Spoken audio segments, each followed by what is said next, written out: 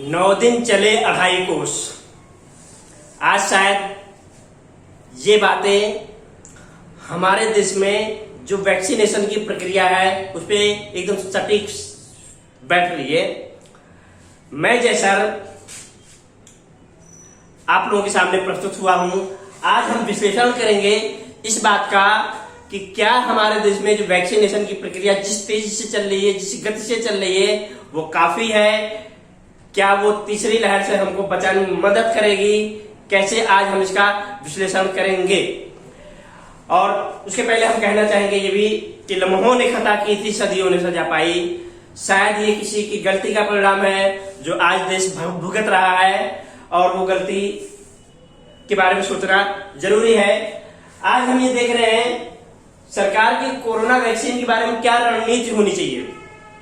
जैसे कि आज हम ये दूसरी लहर चल रही है, दूसरी लहर में ये हाल है, अफरा तफरी मची है, ऑक्सीजन नहीं मिलता, बेड नहीं मिलते, हॉस्पिटल नहीं मिलते, डॉक्टर नहीं मिलते, दवा नहीं मिलती, वैक्सीन नहीं मिल रही।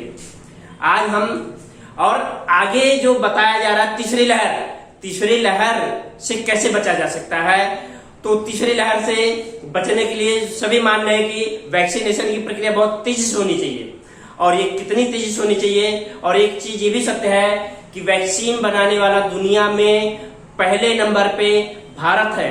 जब इतना ज्यादा वैक्सीन का प्रोडक्शन भारत में हो रहा है, तो वैक्सीन का डोज अभी तक भारत की 2% शायद पब्लिक को दिया गया है। इससे क्या निपटने की रणनीति है, आज हम इस पे बात करेंगे। हम ये मानते हैं कि जो एक्सपर्ट की राय आ रही है, हिंदुस्तान में तीसरी लहर, कोरोना की तीसरी लहर हो सकता है सितंबर से या अक्टूबर से आ सकती है, ऐसा लोगों का मानना है। अगर आती है तो, और अगर मान लीजिए कि आती है, उससे बचने के लिए उसके पहले हिंदुस्तान की जो पब्लिक है उसको वैक्सीनेशन कर दिया जाए। अगर हम ऐसा मान के चलते हैं कि अगर आने वाले 4 महीने में भारत सरकार हिंदुस्तान की कुल आबादी मतलब 18 साल से ऊपर वाले जितनी प्रजा होती है, पब्लिक होती है, 92 करोड़ प्रजा होती है, उनको अगर वैक्सीनेशन करना है तो उसके लिए क्या रणनीति है, इस पे हम देखिए। अगर भारत सरकार कुल 92 करोड़ पब्लिक को 2 डोज, एक व्यक्ति को 2 डोज देना पड़ता है, 2 डोज दिया जाए तो लगभग कुल 184 करोड़ डोज की जरूरत पड़ेगी, जो वैक्सीन करने की जरूरत पड़ेगी अगर उसको मल्टीप्लिकेशन कर दिया जाए। और अगर हम इसको देखते हैं इस आंकड़े से कि अगर भारत सरकार आने वाले 4 महीने में मतलब वैक्सीनेशन की प्रक्रिया सितंबर अक्टूबर तक खत्म करने चाहे, तो सरकार के पास क्या टारगेट है हम देखते हैं कि अगर मान लीजिए सरकार डबल डोज दे रही है, तो कुल 92 करोड़ प्रजा है, 92 करोड़ प्रजा के लिए 2 डोज से एक कुल डोज की जरूरत पड़ेगी, 184 करोड़ डोज की जरूरत पड़ेगी। अब अगर सरकार चाहे 4 महीने के अंदर ये 92 करोड़ प्रजा को वैक्सीनेट कर देने के लिए, तो उसको हर महीने लगभग 46 करोड़ डोज की जरूरत पड़ेगी। 46 करोड़ डोज की जरूरत पड़ेगी। अगर हम पर डे की बात करें, हर रोज की बात करें, तो सरकार को 1.54 मतलब 1.5 करोड़ से ज्यादा हर रोज वैक्सीन के डोज की जरूरत पड़ेगी। ये अगर भारत की सरकार 4 महीने के अंदर इस वैक्सीन की प्रक्रिया को पूरा करना चाहे, 18 साल के प्लस वालों को देना चाहे, तो ये टारगेट है कि मतलब कुल 184 करोड़ डोज की जरूरत है, जिसमें हर महीना 46 करोड़ डोज की जरूरत पड़ रही है, प्रतिदिन 1.5 करोड़ से ज्यादा डोज की जरूरत पड़ेगी, ये टारगेट। अगर अब हम देखते हैं प्रोडक्शन कैपेसिटी क्या है, भारत में 2 कंपनियां वैक्सीन को बना रही है, एक कोविशील्ड, दूसरी कोवैक्सीन बना रही है।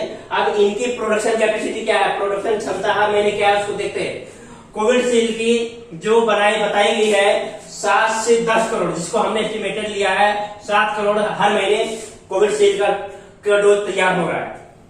कोवैक्सीन लगभग 1.5 करोड़ इनकी प्रोडक्शन कैपेसिटी है। अगर हम दोनों को प्लस कर दें, तो दोनों का प्लस मिला करके 1 महीने में दोनों कंपनियां मिला करके 8.5 करोड़ डोज बना सकती है।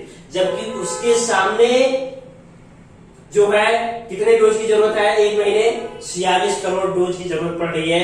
तो शॉर्टफॉल कितना जा रहा है, कमी कितनी पड़ रही है, 29 करोड़ डोज की हर महीने शॉर्टेज भारत सरकार को पड़ेगी। अगर भारत सरकार सिर्फ ये दोनों कंपनियों के ऊपर डिपेंड रहती है तो ये कैसे होगा वैक्सीन की प्रक्रिया, ये बड़ा प्रॉब्लमेटिक सिचुएशन है।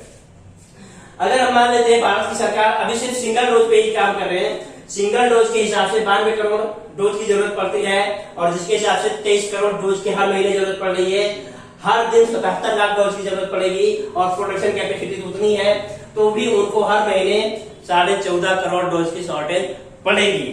तो इस तरह से अगर हम देखें भारत सरकार के पास को क्या ऐसी रणनीति है, कुछ ऐसी रणनीति पे क्या काम करना चाहिए जिससे इस सरकार की देश की प्रजा को आने वाले 4 महीने में वैक्सीनेशन की प्रक्रिया किस हिसाब से डोज इनको मिले, किस हिसाब से वैक्सीन मिले, कहां से वैक्सीन मिले, इनको पूरा किया जाता है। अगर भारत की सरकार जिस हिसाब से काम कर रही है, आज जो मीडिया रिपोर्ट्स आ रही है, भारत सरकार ने लगभग जनवरी से लेकर के अभी तक लगभग 16 करोड़ डोज दिया है।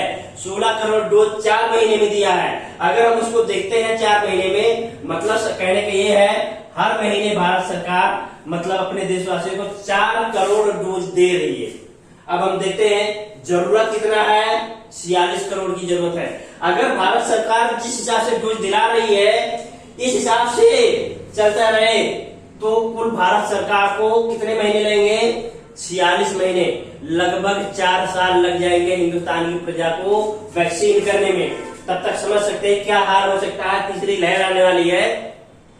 इससे सुन के ही लोग डरते हैं। तो किस तरह से अभी जो वैक्सीनेशन की प्रक्रिया है उस हिसाब से अगर सरकार काम कर रही है तो 4 साल लग जाएंगे वैक्सीनेशन करने में, और हम दे रहे हैं सरकार को वैक्सीनेशन के लिए 4 महीने का टारगेट। 4 महीने में कैसे किया जा सकता है, अगर मान लीजिए सरकार इसको 8 महीने में करना चाहे, 4 महीने के बजाय 8 महीने में करना चाहे तो भी क्या है, जो 184 करोड़ डबल डोज की जरूरत है ही, लेकिन इसको कम किया जा सकता है, इसको डोज को घटेगा तो भी इतना शॉर्टफॉल पड़ेगा। सवाल ये है हमेशा अगर भारत सरकार ये 2 कंपनियों के ऊपर डिपेंड रहती है तो हमेशा ही शॉर्टफॉल रहने वाला है। इसकी कमी को कैसे पूरा किया जा सकता है, आज हम इस पे बात कर रहे हैं, देख रहे हैं। जिस हिसाब से मैंने बताया कि भारत सरकार आज के टाइम पे वैक्सीनेशन की प्रक्रिया चल रही है हिंदुस्तान में, उस हिसाब से सरकार को 46 महीने का टाइम लगेगा। 18+ वालों को वैक्सीन देने में लगभग 4 साल का टाइम जाएगा। तो ये किसी भी हालत में मतलब किसी को एक्सेप्टेबल है नहीं कि हम और आगे किसी की कोई रिस्क नहीं ले सकते। इसलिए सरकार को क्या रणनीति में चेंज करना चाहिए, मतलब वैक्सीनेशन की रणनीति। ये 2 कंपनियों से तो हमारा काम नहीं हो सकता, प्रोडक्शन कैपेसिटी भी बढ़ा देंगे तो भी नहीं हो रहा है। इसलिए भारत सरकार को अपनी विदेश नीति में, फॉरेन पॉलिसी में चेंज करें, किसी की भी मदद ले, वर्ल्ड हेल्थ ऑर्गेनाइजेशन की मदद ले, यूनिसेफ की मदद लो, अंतरराष्ट्रीय ग्लोबल, भारत सरकार चाहे तो ग्लोबल टेंडर भी निकाल सकती है। देखिए हमने 150 देशों को वैक्सीन सप्लाई किया है, लेकिन आज परिस्थिति ऐसी आ गई है हमको बाहर से वैक्सीन मंगाने की जरूरत पड़ रही है और सरकार को जरूर अब वैक्सीन बाहर से मंगाना ही चाहिए और इसके लिए ग्लोबल टेंडर निकाले, वैश्विक टेंडर निकाले और जो दुनिया में अच्छी ब्रांडेड जो वैक्सीन है जैसे एस्ट्राजेनेका है, जॉनसन एंड जॉनसन है, फिर रशिया की स्पुतनिक वी या लाइट है, ये सभी पे फोकस करके जो वैक्सीन जहां दुनिया में अवेलेबल है और उनको मंगा करके अपने देशवासियों को वैक्सीन दिए, जरूर देना चाहिए। सरकार को इस पे जरूर सोचना चाहिए, क्योंकि सरकार अगर अपने देश की कंपनियों पे ही निर्भर रहेगी तो पॉसिबल नहीं है। सरकार दूसरी कंपनियों के साथ में कोलैबोरेशन करके मैन्युफैक्चर करने तो जा रही है, लेकिन वो भी कब प्लांट लगेगा, कब मैन्युफैक्चरिंग चालू होगा, कब सप्लाई होगी, कब वैक्सीन लगेगा, इस बार अभी आज के टाइम पे जहां पे अवेलेबल है वैक्सीन, जिस देश के पास वैक्सीन अवेलेबल है, ग्लोबल टेंडरिंग के जरिए उस वैक्सीन को जरूर लगवा करके और देश की जनता को लगाना चाहिए। और सरकार को वैक्सीन देने की जो रणनीति है उसमें परिवर्तन जरूर लाना चाहिए, ये मेरा अपना मंतव्य है। नहीं तो भारत सरकार जिस हिसाब से काम कर रही है, जिस हिसाब से वैक्सीन दिया जा रहा है उससे तो 4 साल लग जाएंगे साहब, और 4 साल का टाइम तो बहुत लंबा टाइम जा रहा है। इसलिए मेरे ख्याल से 4 से 8 महीने का, अगर हम मान लें 2021 तक वैक्सीनेशन की प्रक्रिया पूरी हो जानी चाहिए। इस हिसाब से भारत सरकार को काम करना चाहिए। और जो शॉर्टेज आ रही है, जो वैक्सीन की कमी आ रही है, वो कहां से पूरा होगा, वो भारत सरकार को इसके ऊपर एक कोई जरूर पॉलिसी बनाना चाहिए, कोई आक्रामक तरीके की रणनीति बनाकर इस पे काम करना चाहिए। तभी ही हम इससे मुक्त हो सकते हैं। अदरवाइज ये कोरोना का संक्रमण, ये पहली लहर, दूसरी लहर, तीसरी लहर, चौथी लहर आती ही रहेगी और हम उससे जूझते ही रहेंगे, परेशान होते ही रहेंगे। इसलिए उसका तरीका है सरकार इसके ऊपर कोई एग्रेसिव होकर के काम करे। जय हिंद, जय भारत।